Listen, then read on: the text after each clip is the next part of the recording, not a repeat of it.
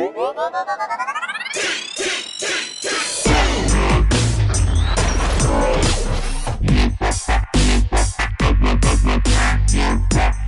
guys, Dowsey here and welcome back to the Hunger Games. We are here on Survivor Games 4.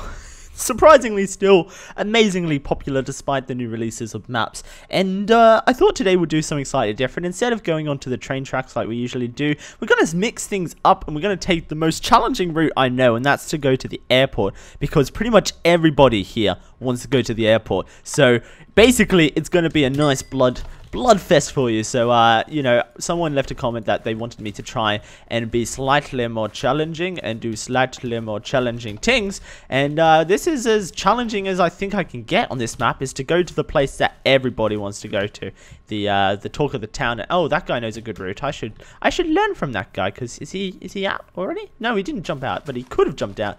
And that's the point, is that he could have got a really good route out of that run.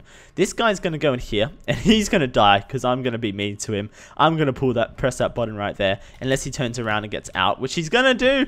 But he's got a diamond, and I want that diamond. Give me your diamond, man. Give me. Oh, wow. He actually got me stuck in the thing. Well, that's cool for him, but now he's gonna die. Alright, so yeah, if you watched last video, if you haven't, go check it out.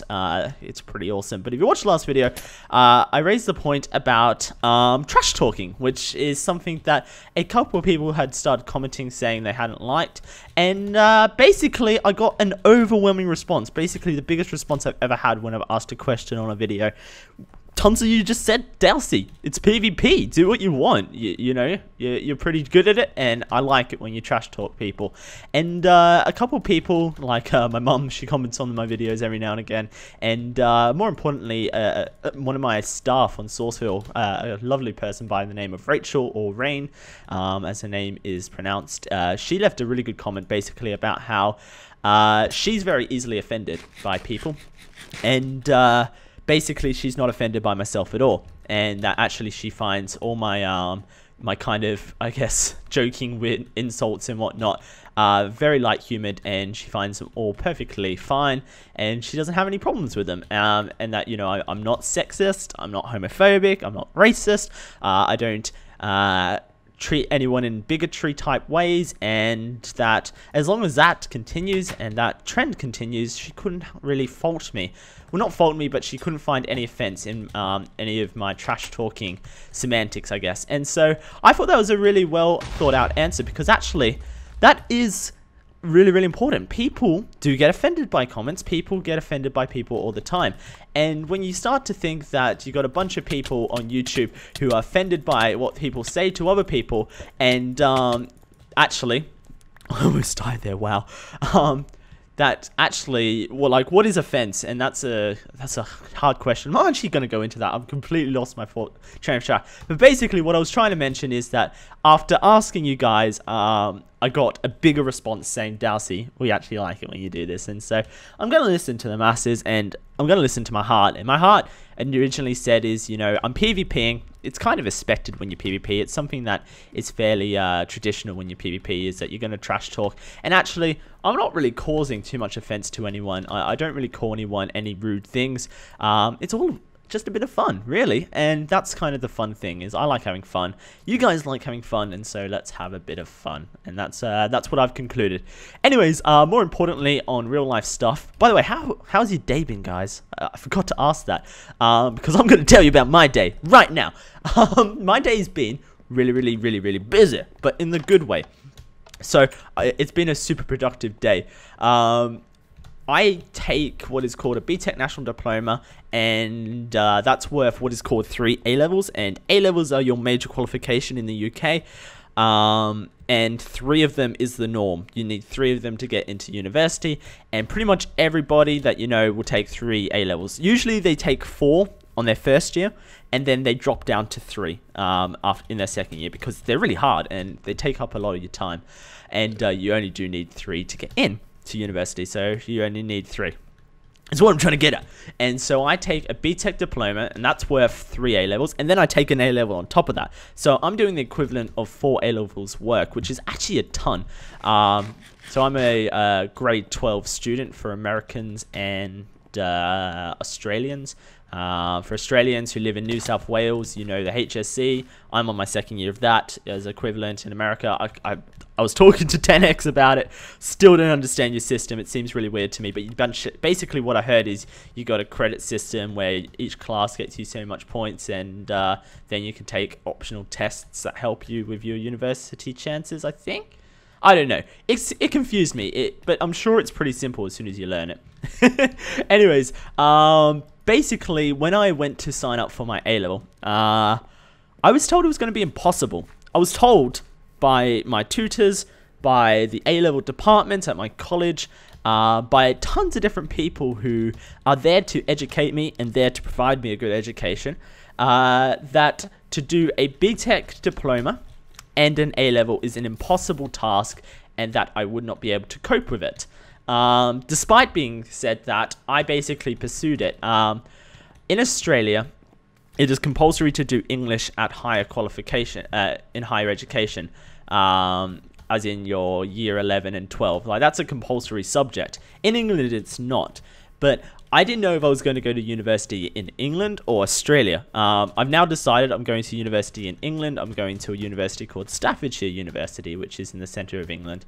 That's kind of beside the point, because the reason I took the English A-level is, one, because my BTEC course, it isn't the most academic course. It's got a lot more practical elements to it than it does academic core elements to it. It's a practical course. It's called TV and film.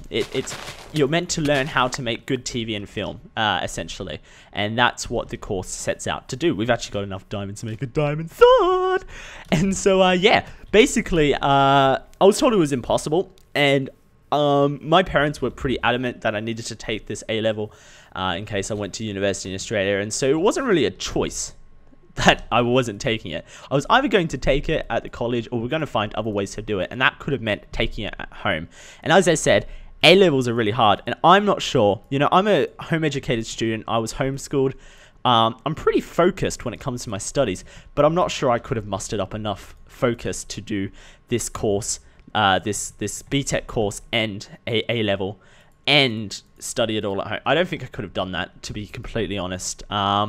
And so I wasn't really keen on the idea of doing it at home. So I told the A-level departments when they were talking to me about it, they were like, "Yeah, it's impossible. You're gonna miss a class every week. That means you're gonna miss one fourth of your classes. That's unacceptable. We can't be taking on students who do that. It's impossible, basically."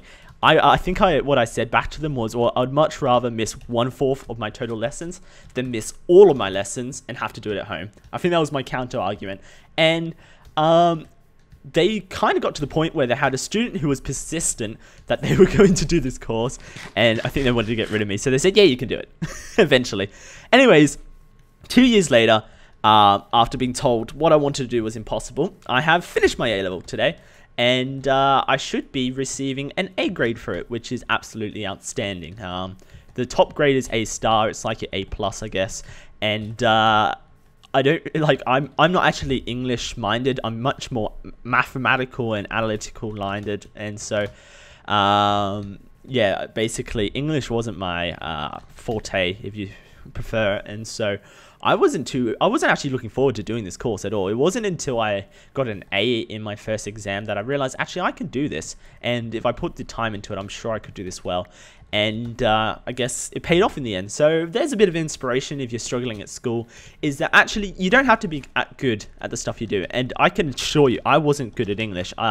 The last qualification in England, we have what's called a GCSE, and that's what you do in your years 9 and 10. Grade 9 and 10 for Americans and Australians. English people, that's obviously year 10 and year 11. It's just different year systems, and I'm trying to memorize them off by head. So yeah, year 9s and 10 for other people.